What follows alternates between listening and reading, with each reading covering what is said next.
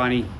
My name is Daniel Schreeder. I'm a physician at Clearview Cancer Institute in Huntsville, and I do medical oncology and hematology.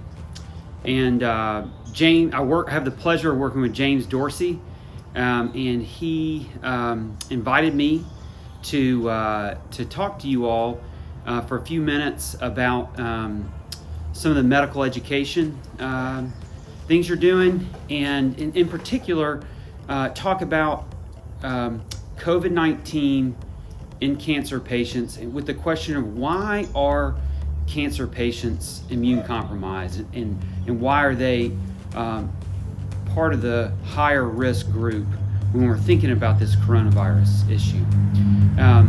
So first of all, why are cancer patients' immune system compromised? And we don't have a lot of data about it. There is some, specifically from China. There was a paper published about the early infection rates in cancer patients in China. So we do have some information, and from what we know, we do think that patients with cancer have a higher infection risk than the general population, and a little bit higher complication risk as well. So it is considered a high-risk group. But why is that? And I think it's for a few reasons. So first of all, the cancer itself can compromise a person's immune system. Well, how does that happen? One of the main ways it happens is a concept that immunologists think about called immune system exhaustion.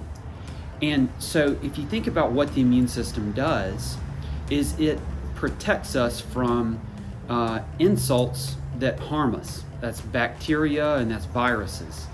But that's actually also cancer. We know from a lot of years of experience studying the immune system that the immune system is active in fighting cancer. And what can happen in some people is that the immune system gets tired. It gets worn out. It gets what we call exhausted. And in fact,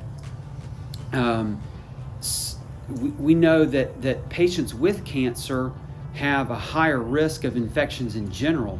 And just as some examples, some types of blood cancers, that's one of the main things that, one of the main reasons that people come to medical attention is they get unusual infections. And so we know that just having the cancer itself can compromise somebody's immune system.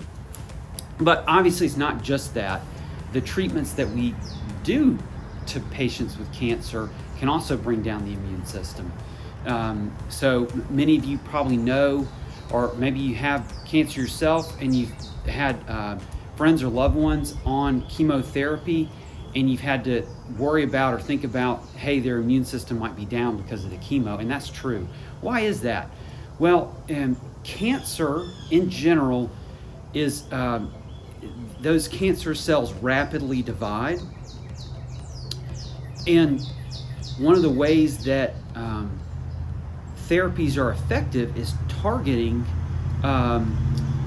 those cells that are rapidly dividing. And so that's what a lot of chemotherapy and radiation therapy can do. And it turns out that our immune system cells are also rapidly dividing, okay? And so some of the treatments that we do that are very effective at killing the cancer can also impair the immune system, kill some immune system cells too. Okay, so that's a big issue as well. And so, another part of this is what can cancer patients do to best protect themselves? And I think a couple things are important.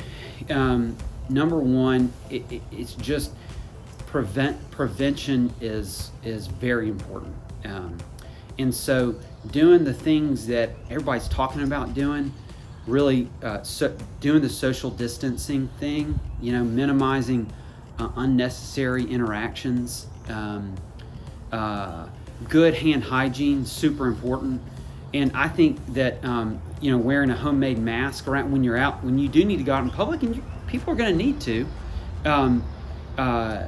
I think the homemade masks are something I encourage, because I do think that cuts down the transmission rate, at least to some degree. And so prevention's important, but also communication with your doctors and your healthcare team. What are you having new symptoms that we need to worry about? And just call and talk about it. And I think if we can identify that earlier, I think it just sets up for a better outcome. And then the third thing, obviously, is to as a community pray. I'm just praying during this season, and I know a lot of us are, that God would really give insight and wisdom to the leaders and the healthcare providers to take care of patients the right way, and that God would protect. Prayers that God would protect us. Protect our friends and our loved ones from this stuff. And so I hope that was helpful. James told me to end with some biblical encouragement, and I love that. So I wanted to just talk about a couple of things. The first is that I don't know if you're like me, but I like to have a plan. I like to know what's going to happen this week and next month. And it's hard for us to have plans right now. We don't know the future, do we? And I think that this pandemic's kind of shown us that in a real way. And so I was with some friends doing a Bible study and reading about Acts 23 and 24, where Jesus told Paul that he was going to go to Rome. And then in the very next chapter, he's arrested and under house arrest for 2 years. And I just think that's interesting that, we don't know God's plans, and that his plans are higher than our plans, and his ways are higher than our ways. And so I think we just need to be patient and follow him in this time. And then the second thing is I wanted to read. I opened this the other day, and it just got me. And it's the opening lines to Psalm 46. God is our refuge and strength, a very present help in trouble. Therefore, we will not fear. And that moved me a lot, and so I just wanted to share that with you all.